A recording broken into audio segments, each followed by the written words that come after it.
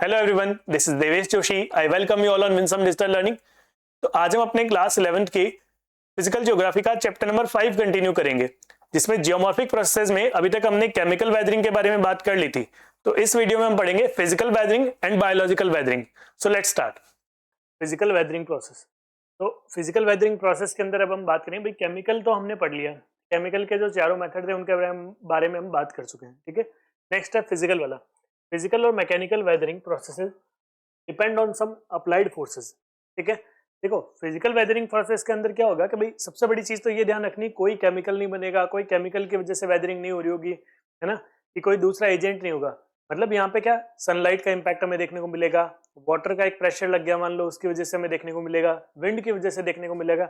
ये सब चीजें जो हमें देखने को मिलेगी वो आएगी हमारी फिजिकल या मैकेनिकल वेदरिंग में। ठीक है, अप्लाइड फोर्सेज कुड बी, कौन कौन से हो सकते हैं? Gravitational force such as overburden pressure, load and shearing stress. बस मोटा मोटा जो हमें बात ध्यान रखनी है, कौन सा हो सकता है यहाँ पे एजेंट? एक तो ग्रेविटेशनल फोर्स, जैसे उसमें सॉल्यूशन वगैरह थे उनकी वजह से हो रही थी, यहाँ पे क्या है ग्रेविटेशनल फोर्स। फिर है एक्सपेंशन फोर्सेज, फिर क्या है वाटर प्रेशर, है ना। तो ये जो तीनों हमारे पास में gravitational forces, expansion forces, water pressure, ये तीनों चीजें काम कर रही होगी ना, तो इनकी वजह से क्या होगी हमारे पास में फिजिकल वेदरिंग आएगी। देखो ग्रेविटेशनल फोर्सेज की वजह से क्या होगा वो भी अपन देखेंगे, भाई ओवरबर्डन प्रेशर लगता है, क्या लगता है, कैसे लगता है, वो भी अपन देखेंगे। लोड एंड शेयरिंग स्ट्रेस लगता है, इनको भी अपन इन डिटेल देखेंगे। ये टेम्परेचर चेंजेस, क्रिस्टल ग्रोथ सब आगे आएंगे। Many of these forces are applied both at the surface and within different earth material leading to rock fracture. देखो बेसिकली क्या काम है, रॉक के अंदर क्रैक्स डेवलप करना है या रॉक को फ्रैक्चर करना है ना, रॉक फ्रैक्चर या क्रैक्स यहाँ पे डेवलप हो जाते हैं। Most of the physical weathering process are caused by the thermal expansion, इसकी वजह से thermal expansion and pressure release. ठीक है, इन दो की वजह से होता है। These processes are small and slow but can cause great damage to the rock because of the continued fatigue of the rock and suffer due to repetition of contraction and expansion। देखो thermal expansion की यहाँ पे बात कर रहे हैं। Thermal expansion का मतलब क्या हुआ? देखो ये मॉलिक्यूल्स है ना, ये कोई मॉलिक्यूल्स प्रेजेंट है कहीं पे कोई एक रॉक के अंदर। अब इनमें क्या हुआ, जैसे सनलाइट यहाँ पे लग रही है कंटिन्यूसली, है ना, तो सनलाइट का मतलब मैं यहाँ पे क्या ले रहा हूँ, टेम्परेचर। तो सनलाइट जब इनको लग रही होगी तो ये मॉलिक्यूल्स क्या करेंगे, एक्सपेंशन और कंप्रेशन करेंगे। ये मॉलिक्यूल जो होगा ना वो इधर ऐसे एक्सपैंड करेगा, बोलेगा साइडो साइडो साइडो थोड़ी जगह दे, है ना, तो ये क्या करेगा, एक्सपेंशन कर रहे होंगे, सारे एक्सपेंशन कर रहे होंगे। अब ये तो कहाँ की बात है, ये है डे टाइम की, है ना, तो इनमें क्या देखने को मिलेगा, हमें एक्सपेंशन देखने को मिलेगा। ओके जी, फिर हम बात करते हैं यहाँ पे, फिर हम बात कर लेते हैं यहाँ पे अब नेक्स्ट। अब क्या होगा, नाइट वाला टाइम जो ना, उस टाइम पे क्या होगा, कंप्रेशन हमें देखने को मिलेगा। कंप्रेशन कैसे देखने को मिलेगा, देखो क्या होगा, ये जो मॉलिक्यूल एक्सपैंड किए हुए होंगे वापस, क्योंकि टेम्परेचर अब क्या हो रहा है, नाइट के टाइम में टेम्परेचर जो है वो नीचे जा रहा है ना। यहाँ पे क्या था, टेम्परेचर जो था वो राइज कर रहा था, टेम्परेचर आपके पास में ज्यादा था सनलाइट की वजह से। अब यहाँ पे टेम्परेचर लो हो रहा है, तो टेम्परेचर लो होते ही क्या होगा कि ये वापस अपनी जगह पे आएंगे, मतलब ये इसका वापस क्या होने लग जाएगा, कंप्रेशन होने लग जाएगा। तो वापस क्या हुआ, कंप्रेशन, फिर मॉर्निंग में क्या हुआ, एक्सपेंशन, फिर क्या हुआ, कंप्रेशन। कहानी वही है, फ्रैक्चर वैसे ही डेवलप होना है, क्रैक वैसे ही डेवलप होना है, लेकिन चीज क्या होगी, नाइट या डे टाइम के अंदर हमें चीज देखने को मिलेगी, टेम्परेचर के अंदर वेरिएशन से, टेम्परेचर के अंदर वेरिएशन से कंप्रेशन और एक्सपेंशन और कंप्रेशन, ये दोनों चीजें यहाँ पे होगी। और इनकी वजह से क्या होगा, वहां पे रॉक के अंदर, साइज के अंदर, इनकी वजह से वहां पे क्या होगा, रॉक के अंदर मिनरल्स के एक्सपेंशन और कंप्रेशन से फ्रैक्चर डेवलप हो जाएगा या क्रैक डेवलप हो जाएगा। अल्टीमेटली यहाँ पे क्या हो रहा है, यहाँ पे रॉक के अंदर क्रैक या फ्रैक्चर डेवलप हो रहा है। रॉक में क्रैक या फ्रैक्चर डेवलप हो रहा है, और उसकी वजह से हम कह रहे हैं कि क्या वेदरिंग प्रोसेस शुरू हो गया। इसकी वजह से क्या शुरू, हम कह रहे हैं वेदरिंग प्रोसेस। अच्छा, अब मुझे इस पूरी बात के अंदर बताओ, मैंने क्या कहीं पे भी एक भी कोई केमिकल का नाम लिया, मैंने कहा क्या कुछ ऐसा इसके अंदर मिल जाएगा तो इसके अंदर ये बन जाएगा वो बन जाएगा, कुछ नहीं कहा। सिंपल एक बात की भाई, टेम्परेचर की प्रेजेंस में, टेम्परेचर हाई रहेगा तो एक्सपैंड कर जाएंगे, टेम्परेचर कम होगा तो वापस कंप्रेशन में, कंप्रेशन की वजह से कॉम्पैक्ट हो जाएंगे, अपनी जगह पे आ जाएंगे। तो ये प्रोसेस कंटिन्यूसली चलती रहेगी। बस मैंने यही तो बात कही ना।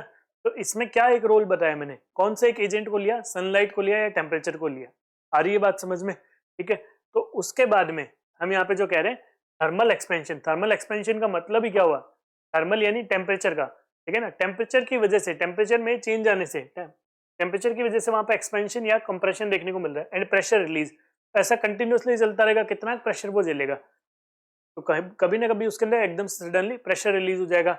या फिर एक और चीज यहाँ पे अभी आपको देखने को मिलेगी, देखो ये देखो, ये देखो यहाँ पे क्या हो रहा है, पहले इसको देखो, है ना। प्रेशर रिलीज की जो मैं आपके सामने बात कर रहा था, क्या होगा, ये जो पूरा एक तो स्नोई रीजन है ना, आइस वाला रीजन है, पोलर रीजन में मान लो कोई यहाँ पे ऐसी चीज है। अब ये जो इसमें फ्रैक्चर्स ऐसे डेवलप हो गए ना पूरे एकदम खतरनाक वाले, कि ऐसे खतरनाक टूटा है ये तो ना, देख के डर लग रहा है कि अरे वाह क्या मस्त टूटा है। कोई कह रहा है मस्त टूटा है, कोई कह रहा है अरे सर खतरनाक टूटा है। देखो क्या हुआ, क्यों ऐसा टूट पाया ये। अब इस रीजन के अंदर क्या है, जैसे डे टाइम होगा, है ना, स्नो वाले रीजन में डे टाइम में तो क्या होगा, वाटर वाटर लिक्विड स्टेट के अंदर होगा, है ना, वाटर लिक्विड स्टेट में होगा। नाइट में क्या होगा, जैसे ही रात पड़ेगी वो क्या बन जाएगा, आइस बन जाएगा। अच्छा एक काम करना, घर पे करे होंगे, नहीं तो अब तो करना मत घर वाले, नहीं तो बोलेंगे वही पता नहीं पढ़ पढ़ के क्या क्या सीखते हो, उल्टे काम करते हो। एक कोई ऐसा प्लास्टिक बॉटल लेना, है ना, उसके अंदर पूरा वाटर फिल किया आपने। वाटर फिल करने के बाद में अब आप उसको फ्रीजर के अंदर रख दो। जैसे ही वो एकदम जम जाएगी ना, पूरा वाटर फिल करके उसको रखा होता है, वो प्लास्टिक की बॉटल होगी ना, उसमें क्रैक आ जाएंगे, नहीं तो एकदम वो आप देखोगे इतनी ज्यादा टाइट हो जाएगी। क्यों, क्योंकि जैसे ही आइस बनती है, आइस बनते ही उसके अंदर क्या होता है, एक्सपेंशन होता है, वॉल्यूम ज्यादा होता है उसका। ठीक है, मैं इसको यहाँ लिखता हूँ, उसका वॉल्यूम जो होता है ना, वो वॉल्यूम इंक्रीज हो जाता है, या मैं कहूँ एक्सपेंशन होता है। ठीक है, कीवर्ड को समझना भाई, वॉल्यूम उसका राइज कर रहा है ना। वाटर होगा तो उसका इतना वॉल्यूम नहीं है, लेकिन आइस का उसका वॉल्यूम जो है ज्यादा है, एक्सपैंड कर गया वो। ठीक है, यहाँ पे भी क्या हुआ, जैसे डे टाइम के अंदर तो मान लो कि जो आइस वगैरह इतनी इसके ऊपर गिरी हुई है, वो थोड़े थोड़े इसके अंदर जो क्रैक्स हैं उनके अंदर घुस जाएगी, है ना, ये वाटर इनके अंदर घुस गया। अब क्या हुआ, जैसे ही नाइट हुई, नाइट होता ही तो यहाँ पे क्या हो जाएगा कि आइस बन जाएगी। आइस बनते ही वो क्या करेगा, वॉल्यूम को अपने बढ़ा लेगा। जैसे ही वॉल्यूम बढ़ाएगा तो वो क्या करेगा कि जगह ज्यादा ले लेगा, यानी उसके मिनरल्स को क्या बोलेगा कि तुम थोड़ी सी मुझे जगह दो, थोड़ी सी मुझे जगह दो। ऐसा जहां जहां पे ये प्रोसेस हो रहा होगा, जहां जहां से वाटर अंदर जा चुका है, आइस बन के वो एक्सपैंड करेगा। एक्सपैंड करते ही वो क्या करना शुरू कर देगा, वेदरिंग का प्रोसेस, यानी फ्रैक्चर इसके अंदर डेवलप करना शुरू कर देगा, क्रैक्स इसमें डेवलप करना शुरू कर देगा। ये चीज होगी। फिर दिन का टाइम हो जाएगा तो फिर क्या हो जाएगा, वो तो वाटर की तरह एकदम कॉम्पैक्ट हो जाएगा, है ना। ये वॉल्यूम कम लेता है, आइस वॉल्यूम ज्यादा लेता है, फिर से कॉम्पैक्ट हो जाएगा, फिर से यही चीज होगी। तो प्रेशर यहाँ पे रिलीज हो रहा है नहीं हो रहा है, प्रेशर में वेरिएशन आ रहा है नहीं आ रहा है, जो भी अपन यहाँ पे बात कर रहे थे, यहाँ पे प्रेशर रिलीज हो रहा है नहीं हो रहा है, तो ये प्रेशर का रिलीज है ना, प्रेशर में चेंजेस आ रहे हैं। तो इसी वजह से हमें क्या देखने को मिलती है, फिजिकल वेदरिंग देखने को मिलती है। ठीक है, physical weathering process are caused by thermal expansion and pressure release. Okay, तो ये दोनों जो प्रोसेस हैं उनको ध्यान रखना है। अल्टीमेटली क्या होगा, क्रैक्स डेवलप होंगे या फ्रैक्चर डेवलप होगा, और हमारे रॉक की हम क्या कह देंगे, वेदरिंग शुरू हो गई। कौन सी, फिजिकल या मैकेनिकल वेदरिंग शुरू हो गई। चलिए जी इसको समझते हैं, एक तो हमने कर लिया यहाँ पे। अब देखो ये जो इस तरीके से, अभी ये क्या है सर, वो तो वही दिखा दिया आपने सर, एक्सफोलिएशन यहाँ पे हो रखा है ना, एक्सफोलिएशन तो हो रखा है, लेकिन ये एक्सफोलिएशन के साथ साथ में क्या है, फिजिकल या यहाँ पे आप मैकेनिकल वेदरिंग भी इसको कह सकते हो। कैसे, removal of overlying rock because of continued erosion cause vertical pressure release, exfoliation sheets resulting from expansion due to unloading and pressure release। ठीक है, ये देखो यहाँ पे क्या हो रहा है, ये भी एक्सफोलिएशन है, यानी लेयर बाय लेयर ऐसे परत उतर रही है ना, एक के बाद में एक, है ना, इसको क्या कहते हैं, एक्सफोलिएशन कहते हैं, एक्सफोलिएशन। ये जो चीज हमें देखने को मिल रही है, हम कह रहे हैं अरे वाह एकदम बढ़िया, एक एक एक एक लेयर आ रही है, पूरी अलग ही हो रही है। ये इसमें देखो ऐसे पूरी लेयर ही अलग हो रही है, ये पूरा सेक्शन के अंदर लेयर अलग हो रही है, ये लेयर अलग हो रही है, ये अलग हो रही है। ये सब क्या है, एक्सफोलिएशन के एग्जांपल है। इसको थोड़ा समझते हैं। यहाँ पे वर्टिकल प्रेशर कैसे बात कर रहा है कि भाई वर्टिकल प्रेशर है ना, वो रिलीज हो जाता है। क्यों रिलीज हो जाता है, कैसे रिलीज हो जाता है, उसको समझो। ठीक है, देखो ये एक पूरा रॉक है आपका, है ना, ये एक पूरा रॉक है। अब इस रॉक में मैंने क्या किया, अलग अलग लेयर्स बना दी, है ना, अलग अलग लेयर्स बना दी, 1 2 3 4 5। अच्छा, सबसे ज्यादा प्रेशर किसके ऊपर पड़ रहा होगा, 5 पे पड़ रहा होगा। क्यों पड़ रहा होगा, समझो इसको। देखो यहाँ पे किसका प्रेशर पड़ रहा है, जो बाहर के जितने एनवायरमेंट है उन सब चीजों का पड़ रहा है, ठीक है ना, आउटर जितने भी है ना, आउटर एजेंट्स हैं उनका पड़ रहा है। लेकिन 2 वाले पे प्रेशर किसका, 1 और 2 1 का पड़ रहा है यहाँ पे। ये फर्स्ट वाली लेयर का इसके ऊपर प्रेशर पड़ रहा होगा, सेकंड पे किसका, इसके थर्ड के ऊपर किसका पड़ रहा होगा, फर्स्ट और सेकंड दोनों का पड़ रहा होगा, फोर्थ पे किसका पड़ रहा होगा, फर्स्ट सेकंड और थर्ड तीनों का प्रेशर पड़ रहा होगा। फिफ्थ पे बात करें तो किसका, फर्स्ट का, सेकंड का, थर्ड का और फोर्थ का सबका प्रेशर पड़ रहा होगा ना। तो ये क्या है, वर्टिकल प्रेशर, इसको बोलते हैं वर्टिकल, ये है वर्टिकल प्रेशर। तो ये वर्टिकल प्रेशर यहाँ पे पड़ रहा होगा नहीं होगा। अब मैं बात कर रहा हूँ एक्सफोलिएशन की। एक्सफोलिएशन को थोड़ा सा याद करो, अभी क्या बात करी थी, रिमूवल ऑफ अ लेयर। ये जो पूरी लेयर है इसका रिमूवल हो जाएगा, ठीक है। ये लो मैंने लेयर हटा दी। अब क्या हुआ, यहाँ पे प्रेशर में चेंजेस आए नहीं आए, प्रेशर रिलीज हुआ नहीं हुआ। अब सेकंड वाले के ऊपर फर्स्ट वाली लेयर है ही नहीं, तो प्रेशर नहीं आएगा, है ना। या आधी लेयर उतर गई फर्स्ट वाली, जैसे यहाँ अपन बात कर रहे थे,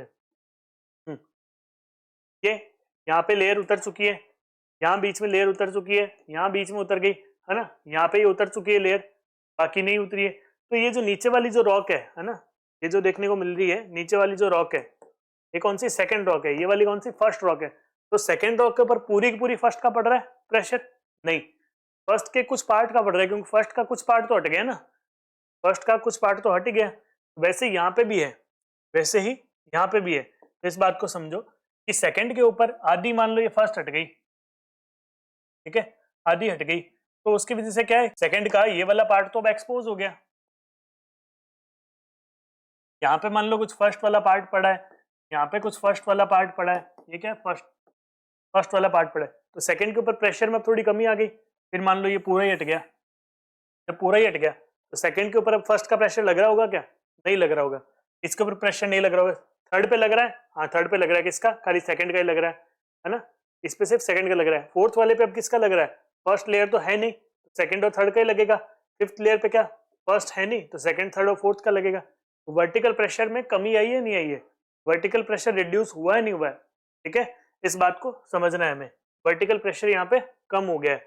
तो देखो ये इसीलिए लिखा है continued erosion causes vertical pressure release, vertical pressure release होने लग जाता है, कम होने लग जाता है। Exfoliation sheets resulting from expansion due to unloading and pressure release. तो बेसिकली यहाँ से शीट हट गई तो क्या हुई, इसको मैं कह दूं अनलोड हो गई, है ना, एक वर्ड है अनलोड, अनलोडिंग होना स्टार्ट हो गया। तो एक्सफोलिएशन में बेसिकली क्या हो रही है, लेयर्स की अनलोडिंग हो रही है। एक्सफोलिएशन में क्या हो रहा है, लेयर जैसे हट रही है तो अनलोड हो गई, अनलोड होते क्या हुआ, नीचे वाले के ऊपर प्रेशर रिलीज हो गया, है ना, नीचे वाले के ऊपर प्रेशर रिलीज हो गया। तो इसके ऊपर पहले सेकंड लेयर पे फर्स्ट का भी प्रेशर आ रहा था, अब फर्स्ट तो रही नहीं, तो इसके ऊपर कोई भी प्रेशर नहीं है, प्रेशर ही खत्म हो गया इसके ऊपर।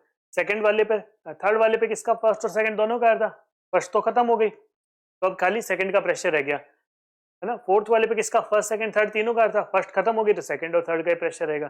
तो इस तरीके से प्रेशर यहाँ पे रिलीज होता रहता है। तो ये चीज हमें यहाँ पे ध्यान रखनी है। एक्सफोलिएशन के अंदर क्या है ना, process due to unloading and expansion, gravitational force such as overburden pressure, load and shearing stress. तो ग्रेविटेशनल फोर्स तो यहाँ पे काम कर ही रहा है, मैंने कहा था ना ग्रेविटेशन को तो हमेशा लेके चलना है। यहाँ पे क्या है, ठीक है, आप ग्रेविटेशन को तो मान ही सकते हो भाई, इधर वर्टिकल प्रेशर तो काम कर ही रहा था, साथ में यहाँ नीचे की तरफ कौन काम कर रहा है, ग्रेविटेशनल फोर्स ही काम कर रहा है ना, ग्रेविटेशनल फोर्स से काम कर रहा है। जब पहले फर्स्ट लेयर हुआ करती थी, है ना, जब यहाँ पे फर्स्ट लेयर हुआ करती थी, कैसे फर्स्ट लेयर हुआ करती थी यहाँ पे, ये लेयर वन, और लेयर वन के ऊपर क्या कर रहा था, मैंने कहा था ना आउटर फोर्सेस काम कर रहे होंगे। आउटर फोर्सेस में कौन सा आता है, ग्रेविटेशन तो आता ही आता है, ग्रेविटेशन तो हमेशा रहेगा, इसको तो छोड़ना ही नहीं है, ग्रेविटेशन तो बिना कहीं प्रेजेंट है, ठीक है। तो ये इस तरीके से सारी चीज हो गई हमारे पास में।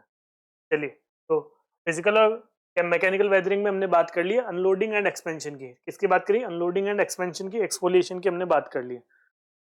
ओके, तो ये हम समझ चुके हैं। तो अब ये जिनका थोड़ा बहुत भी ध्यान नहीं था, कहीं पे थोड़ा बहुत कंसंट्रेशन वीक हो गया, फोकस इधर उधर हो गया, तो वो एक बार फिर से सुन ले भाई, ठीक है। टेम्परेचर चेंज और एक्सपेंशन की वजह से, किसकी बात कर रहे हैं अभी हम फिजिकल वेदरिंग में, कौन सा एजेंट आ गया, टेम्परेचर चेंज एंड एक्सपेंशन। ये कहाँ हम बात कर रहे थे, ये हम यहाँ बात कर रहे थे। एक्सपेंशन की हमने बात कर ली, अभी ग्रेविटेशनल फोर्स की भी हम बात करेंगे, वाटर प्रेशर की भी अभी हम बात कर रहे थे, है ना। तो ये इसके जो एजेंट्स हैं, है ना, फिजिकल वेदरिंग में कौन से, थर्मल एक्सपेंशन, प्रेशर रिलीज, इन्हीं को हम पढ़ रहे थे, इनके अलग अलग एनवायरनमेंट में कैसे इंपैक्ट देखने को मिलते हैं। ओके, तो देखिए यहाँ पे क्या था, फटाफट से समराइज कर रहा हूँ, ढंग से समझना। छोटे छोटे अगर क्रैक्स डेवलप हो रखे होंगे तो वाटर अंदर बैठ जाएगा, वाटर के अंदर बैठते ही जैसे ही टेम्परेचर लो हुआ आइस बन जाएगी, आइस के बनते ही वहां पे वॉल्यूम बढ़ जाएगा, वॉल्यूम के बढ़ते ही मिनरल्स का एक्सपेंशन होगा, एक्सपेंशन होते ही क्या होने लग जाएंगे, क्रैक्स धीरे धीरे धीरे धीरे over the time millions of years में डेवलप होना स्टार्ट हो जाएंगे। जैसे ही वहां पे टेम्परेचर लो होता है, यानी डे टाइम होता है, वापस से आइस अपनी फॉर्म चेंज करके वाटर में आ जाता है, वापस से वॉल्यूम उसका कम हो जाता है, श्रिंक हो जाता है, वापस से मिनरल्स का क्या कंप्रेशन हमें देखने को मिलता है, मिनरल्स का हमें कंप्रेशन देखने को मिलता है, ये कंप्रेशन हमें देखने को मिलता है। और यहाँ पे हमें पहले क्या एक्सपेंशन देखने को मिल रहा था। तो कंप्रेशन एक्सप्रेशन का इसी तरीके से कंटिन्यूअसली टेम्परेचर चेंज की वजह से हमें रॉक के अंदर परमानेंटली फॉल्ट डेवलप हो जाते हैं या क्रैक्स डेवलप हो जाते हैं। ओके, इधर देखो भाई, यहाँ पे क्या रहा होगा, यहाँ पे कुछ ऐसा रहा होगा, जैसे मान लो कि जो भी सन है ना, सन लाइट का कंटिन्यूअसली यहाँ पे इम्पैक्ट है। अब यहाँ पे क्या है, कोई वाटर का है नहीं, मान लो ये कोई डेजर्ट एरिया है, ठीक है ना, दिख भी ऐसे ही रहा है, डेजर्ट एरिया जैसे ही लग रहा है। डेजर्ट एरिया के अंदर क्या हुआ, मान लो कि भाई आपके पास में कि भाई टेम्परेचर यहाँ पे बढ़ा, तो ये जो यहाँ पे मिनरल्स होंगे, मिनरल्स दिखाते हैं भाई, मिनरल्स दिखाएं तुम्हें, रेड से दिखाएं, ये मिनरल्स हैं, ये तुम्हारे मिनरल्स है ना। ये मिनरल्स के अंदर क्या होगा कि भाई जैसे ही टेम्परेचर बढ़ा, टेम्परेचर जैसे ही बढ़ा एक्सपेंशन होगा, वही सेम चीज, वाटर वगैरह यहाँ पे अभी कुछ नहीं है, ठीक है। उसके बाद में जैसे ही टेम्परेचर कम हुआ, नाइट का टाइम आया, टेम्परेचर लो हुआ, फिर से क्या हो जाएगा, इनके अंदर कंप्रेशन हो जाएगा, है ना। यहाँ पे फिर से इनके अंदर क्या होने लग जाएगा, ऐसे कंप्रेशन होने लग जाएगा। तो यहाँ पे ये एक्सपेंशन हुआ था, यहाँ पे फिर से कंप्रेशन होने लग जाएगा। एक्सपेंशन कंप्रेशन का कंटिन्यूअस साइकिल चलता रहेगा मिलियंस ऑफ ईयर्स तक, ठीक है ना। तो इसकी वजह से क्या होने लग जाएगा यहाँ पे, ठीक है, इसकी वजह से यहाँ पे रॉक वीक होने लग जाएगा, और वीक होने के बाद में धीरे धीरे इसके अंदर क्रैक डेवलप हो जाएगा, ठीक है। साथ साथ में यहाँ पे ये भी एजेंट काम कर रहे होंगे, भाई डेजर्ट है तो ऐसा नहीं बारिश होती ही नहीं है, थोड़ी बहुत बारिश होती होगी, वो वाटर अंदर जाता होगा, वहाँ पे उसके अंदर सॉल्टी कंटेंट वगैरह रहता होगा, वो सॉल्ट्स वहाँ पे डेवलप हो जाएंगे, वाटर वहाँ से इवेपोरेट हो जाएगा, वो सॉल्ट वगैरह भी उसके अंदर सेम इसी की तरह काम करेंगे, और यही एक्सपेंशन कॉन्ट्रैक्शन वाली चीज वहाँ पे होगी। तो समराइज इसको मैंने किया है, राइज इन टेम्परेचर आपके, ठीक है, rise in temperature, rise in temperature जब भी होगा तो मिनरल क्या करेंगे, एक्सपैंड करेंगे, मिनरल एक्सपैंड करेंगे, पुश करेंगे एक दूसरे को, अपने नेबर को बोलेंगे ओए थोड़ा सा जगह दो, है ना, तो थोड़ा सा नेबर से जगह ले लेंगे, एक्सपैंड हो जाएंगे। फिर जैसे ही फॉल होगा टेम्परेचर में, टेम्परेचर कम आएगा तो कॉन्ट्रैक्शन, वापस से कंप्रेस हो जाएंगे, कॉन्ट्रैक्शन उनमें देखने को मिलेगा। ये प्रोसेस कंटिन्यू चलने से रॉक हो जाएगा आपका वीक, और वीक होते होते उसमें क्या डेवलप हो जाएगा, फ्रैक्चर या फिर क्रैक्स डेवलप हो जाएंगे, और इस तरीके से हम क्या कहेंगे, वहां पे वेदरिंग का प्रोसेस जो है स्टार्ट हो गया है।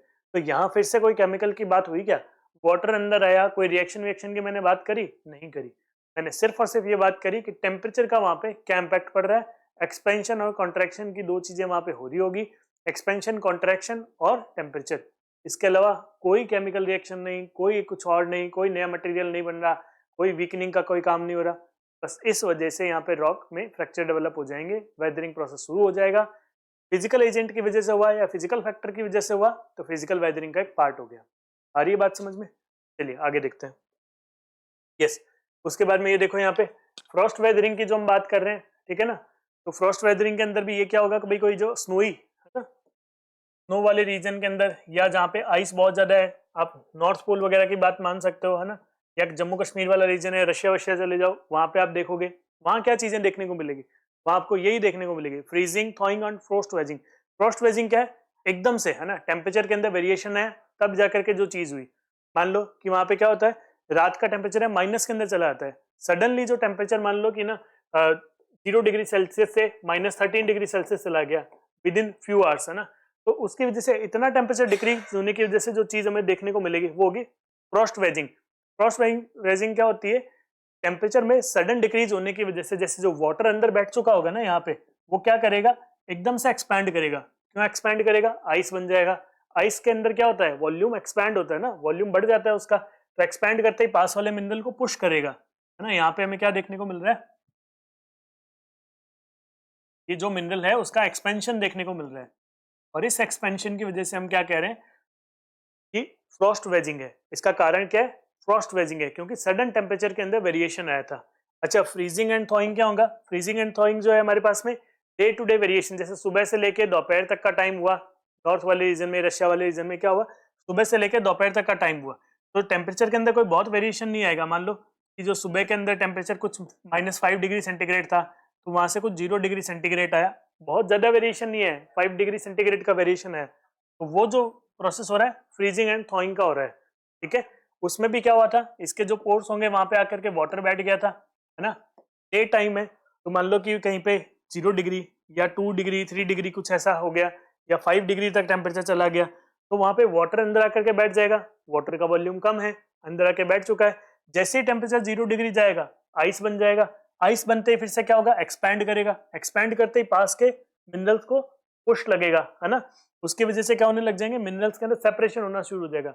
ये प्रोसेस मिलियंस ऑफ ईयर्स तक कंटिन्यू होता रहेगा और इसके होते रहने की वजह से क्या करेंगे, हम ऐसे देखेंगे कि सीधा सीधा एक फ्रैक्चर या क्रैक इसमें डेवलप हो गया। क्या बात करी हमने, हमने यही यहाँ पे कहा है कि वाटर यहाँ पे अपनी जगह बना लेगा, एक्सपेंशन कॉन्ट्रैक्शन का प्रोसेस होता रहेगा, मिलियंस ऑफ ईयर्स तक जब रिपीटेशन होता रहेगा तो यहाँ पे पूरा क्रैक डेवलप हो जाएगा। इसी तरीके से आप जो ये देख रहे हो ना, ये जो क्रैक्स आपको देखने को मिल रहे हैं, ये सब किसका एग्जाम्पल है, ये फ्रीजिंग, थॉइंग और फ्रोस्ट वेजिंग का एग्जाम्पल है। ठीक है, ये कहाँ पे देखने को मिलता है, पोलर रीजन्स में हमें देखने को मिलता है। तो देखो मैंने क्या दिया है आपके लिए यहाँ पे, Frost weathering occurs due to growth of ice within the pores and cracks of rock during repeated cycles of freezing and melting, mostly at high altitude। ठीक है, हाई एल्टीट्यूड पे हमें देखने को मिलता है। Rapid freezing of water causes its sudden expansion and high pressure। ठीक है भाई, सडनली एक्सपैंड करेगा तो क्या होगा, वहां पे प्रेशर भी तो एक्सर्ट करेगा भाई, पास वाले मॉलिक्यूल को ऐसे साइड में कर रहा है तो साइड में करेगा तो क्या कर रहा है, प्रेशर भी तो एक्सर्ट हो ही रहा है। Fractures become wider and wider till the rocks break apart. तो जब तक तोड़ेंगे नहीं तब तक छोड़ेंगे नहीं, वो वाली बात है कि यहाँ पे रॉक को तब तक नहीं छोड़ता है जब तक इसको पूरा तोड़ नहीं देता है। तो एकदम बढ़िया से सेपरेशन आ गया, पूरा अलग कर दिया, तब जाके इसको ये छोड़ता है। तो ये था आपका फिजिकल और मैकेनिकल वेदरिंग। यहाँ पे कोई मैंने केमिकल की बात नहीं करी कि कोई केमिकल बन गया, ये हो गया, वो हो गया, बात करी सिर्फ टेम्परेचर की। टेम्परेचर में वेरिएशन आया, प्रेशर वहां पे अप्लाई हुआ। प्रेशर क्यों अप्लाई हुआ, क्योंकि सडन वहां पे टेम्परेचर में वेरिएशन था, एक्सपेंशन हुआ, एक्सपेंशन हुआ तो पास के मॉलिक्यूल को साइड में कर दिया। ओके, सो नेक्स्ट है हमारे पास है बायोलॉजिकल एक्टिविटी एंड वेदरिंग। देखिए अभी तक हमने जिन एजेंट्स की बात करी है, फर्स्ट था हमारे पास में केमिकल वेदरिंग, जिसमें हमने सॉल्यूशन वगैरह, कार्बोनेशन और इन सब के बारे में बात कर ली थी। फिर हमने बात करी फिजिकल वेदरिंग में, तो कौन से फिजिकल एजेंट्स थे, वो किस तरीके से काम कर रहे थे।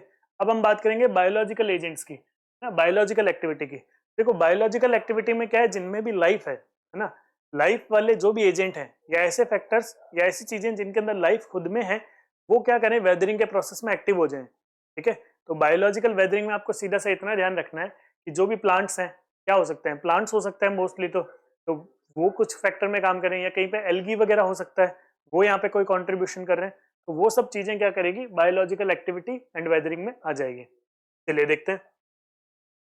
ठीक है, biological weathering is contribution to और removal of minerals and ions from the weathering environment and physical changes due to growth of movement of organisms। Basically कोई भी रॉक के अंदर अगर कोई ऑर्गेनिजम्स डेवलप हो जाएंगे, तो ऑर्गेनिजम्स डेवलप हो रहे हैं वो क्या है, बायोलॉजिकल है, क्योंकि उनमें लाइफ है। ठीक है, इसकी वजह से जो वेदरिंग हो रही है वो हम क्या कह रहे हैं, बायोलॉजिकल वेदरिंग कह रहे हैं। Growing and waging bye organism like earthworms, कौन कौन से अर्थवॉर्म्स हैं, टर्माइट्स हैं, रोडेंट्स हैं, ये सब जो एजेंट्स हैं वो काम कर रहे हैं, वो क्या कर रहे हैं, बायोलॉजिकल वेदरिंग कर रहे होंगे। help in exposing the new surface to chemical attack and assist in the penetration of moisture and air। तो क्या होगा, देखो अगर मान लो जहां पे भी बायोलॉजिकल वेदरिंग हुई, बायोलॉजिकल वेदरिंग के अंदर एक सरफेस जो है ना, जैसे यहाँ हम बात करें, ये देखो इसके अंदर क्या हो रहा है कि यहाँ पे जो भी बायोलॉजिकल वेदरिंग हुई, जैसे ये ट्री है, इसके अंदर ग्रो कर गया है ना, ये ट्री ग्रो कर गया। अब ट्री के ग्रो करते ही यहाँ पे क्या हुआ कि ये जो क्रैक्स हैं, ये फ्रैक्चर हमारे पास में आ गया, ये रॉक पूरा सेपरेट हो गया, सेपरेट होते ही इसका ये सरफेस सामने आ गया। अब यहाँ पे क्या होगा, कोई भी केमिकल वेदरिंग हो सकती है, यहाँ पे फिजिकल वेदरिंग हो सकती है, वो यहाँ पे एक्टिव हो जाएगी। आप याद कीजिए, मैंने क्लास के स्टार्टिंग में आपको बताया था, केमिकल, फिजिकल एंड बायोलॉजिकल, ये तीनों वेदरिंग मोस्टली आपके पास में, तीनों प्रोसेस एक साथ ही चल रहे होते हैं, तीनों में से कोई भी आइसोलेशन में नहीं होता है, लेकिन जिसका इम्पैक्ट प्रीडोमिनेंट है, जो सबसे ज्यादा अपना इम्पैक्ट दिखा रहा है, उसी का नाम हम उसको दे देते हैं, भाई जिसका कॉन्ट्रीब्यूशन ज्यादा, उसका नाम वहां पे हम दे देते हैं।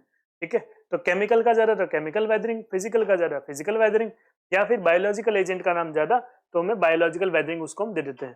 ठीक है, देखिए यहाँ पे human beings by disturbing vegetation, ploughing and cultivating soil also help in mixing and creating new contacts between air, water and minerals in the earth mineral. देखो होता क्या है, हम भी कोई वेजिटेशन लगा रहे हैं, ठीक है, हम भी कोई प्लगिंग कर रहे हैं खेत वेत में, कल्टिवेशन कर रहे हैं, तो इसकी वजह से भी क्या होता है, नया जो रॉक होता है ना, उसका हम वेदरिंग प्रोसेस शुरू करवा देते हैं। भाई आपके फील्ड में जैसे आपने प्लगिंग करना स्टार्ट किया, आपने सॉइल को रिमूव कर दिया, जैसे सॉइल को रिमूव किया वहां पे क्या होगी, लेयर 1 तो हट गई, लेयर 2 अब एक्सपोज हो गई, उसके ऊपर क्या होने लग जाएगा, वेदरिंग होने लग जाएगी। तो हमने यहाँ बात करी थी, जो हमने यहाँ बात करी थी ना कि जैसे ये लेयर 1 गई तो अब सारा का सारा एक्सपोजर किसको मिल जाएगा, एक्सपोजर मिल जाएगा लेयर 2 को। तो वैसे ही प्लगिंग के अंदर हम क्या कर रहे हैं, सॉइल को हटा रहे हैं, कोई वेजिटेशन हमने लगा दिया, तो वेजिटेशन लगते क्या होगी, उसके क्रैक्स यहाँ पे डेवलप होंगे, और क्रैक्स डेवलप होते क्या हो गए, यहाँ से सेपरेशन जैसी हुआ, यहाँ पे सनलाइट वगैरह वाटर वगैरह को जाने की जगह मिल जाएगी, अंदर की वेदरिंग वो शुरू कर देगा। ठीक है, जैसे यहाँ पे हो रहा था, जैसे ये फर्स्ट वाली लेयर थी, तो फर्स्ट वाली लेयर के ऊपर तो सनलाइट वगैरह का इंपैक्ट काम कर ही रहा था, यहाँ से एक्सफोलिएशन के बाद में सेकंड लेयर पे क्या होना शुरू हो जाएगा, यहाँ पे पूरे के ऊपर इंपैक्ट आना शुरू हो जाएगा। तो ये चीज की भी हम बात कर रहे थे। Yes, then decaying plant and animal matter help in the production of humic, carbonic and other acids which enhance decay and solubility of some elements. Plant root exert a tremendous pressure on the earth material, mechanically breaking them apart. तो कौन कौन काम करेगा, एक तो plant root काम करेंगे, decaying plant काम करेंगे, और एनिमल मैटर काम करेगा। ठीक है, एनिमल मैटर जो भी सारी चीजें हैं, एनिमल का वेस्ट वगैरह वो सब भी उसके अंदर काम करेंगे, क्योंकि वहां पे भी ऑर्गेनिज्म डेवलप हो जाते हैं, ऑर्गेनिज्म बाद में हेल्प करते हैं डिकेइंग में, है ना। डिकेइंग प्लांट होंगे वो भी अपने आप में इसी तरीके से काम करेंगे, और प्लांट की जो रूट्स हैं वो तो करती ही करती हैं, सबसे ज्यादा एक्टिव एजेंट होती हैं। तो चलिए अब यहाँ देख लेते हैं हम इसको। यस, अब ये देखिए आपके सामने एक अच्छा एग्जांपल है, इसके अंदर क्या है, ये पूरा एल्गी यहाँ पे लगी हुई है ना। अब ये एल्गी सारा क्या कर रही होगी, इस पूरे रॉक के अंदर ये बहुत ही एक्टिवली काम कर रही है इसको डिसइंटीग्रेट करने में, या फिर यहाँ पे वेदरिंग में। ठीक है, ये पूरी यहाँ पे इसके वेदरिंग में हेल्प कर रही है। कौन कौन सी जैसी चीजें हो सकती हैं यहाँ पे, हमने यहाँ पे बात करी थी ना, देखो अर्थवॉर्म्स हो सकते हैं, टर्माइट्स हो सकते हैं, रोडेंट्स हो सकते हैं, ये भी चीजें हेल्प करती है। प्लांट्स रूट्स तो हेल्प करती ही करती हैं, तो ऐसे सारे जो ऑर्गेनिजम्स होते हैं वो यहाँ पे हेल्प करते हैं। जैसे यहाँ पे देखो, ये जो बीच में यहाँ पे प्लांटेशंस, ये प्लांट्स जो आपको देखने को मिल रहे हैं, अब ये क्या कर रहे हैं, इस पूरे रॉक के अंदर फ्रैक्चर ही तो डेवलप कर रहे हैं, यहाँ पे क्रैक्स ही तो आएंगे। अब इसके बाद में यहाँ आपको क्रैक्स देखने को मिल जाएंगे, इस पूरे सेक्शन में क्रैक्स देखने को मिल रहे हैं, ये अलग से यहाँ पे क्रैक को डेवलप कर रहे हैं। ये सब चीजें एक्टिव एजेंट की तरह काम करते हैं। प्लांट्स अपनी रूट्स बना लेते हैं, रूट्स की वजह से उनमें प्रेशर पड़ से सेपरेट होता है, और सेपरेट होते ही हम क्या कहते हैं, रॉक की वेदरिंग शुरू हो गई है, नए पार्ट के ऊपर एक्सपोजर हो जाता है, और एक्सपोजर होने के बाद में वेदरिंग और स्टार्ट हो जाती है। जैसे यहाँ पे आप देख रहे हो इस प्लांट की रूट से हो रहा है, जैसे यहाँ पे वेदरिंग प्रोसेस कौन करा रहे हैं, एल्गी और करवा रहे हैं। ओके, तो that's it from my side. आज के लिए हम इतना ही करते हैं। Chemical weathering, physical weathering and biological weathering को आप अच्छे से रिवाइज कीजिए। अगर आपको कॉन्सेप्ट को रिविजिट करने की नीड रहती है तो आप फिर से इस वीडियो को देखिए, बिकॉज ये तीनों कॉन्सेप्ट्स इस चैप्टर का बेसिस है। तो जियोमॉर्फिक प्रोसेस को हमें समझने के लिए, डेनुडेशन को हमें समझने के लिए इन तीनों प्रोसेसेस को समझना बहुत जरूरी है। तो आप इनको अच्छे से रिविजिट कीजिए एंड रिवाइज कीजिए। Thank you so much for learning with Winsome digital learning.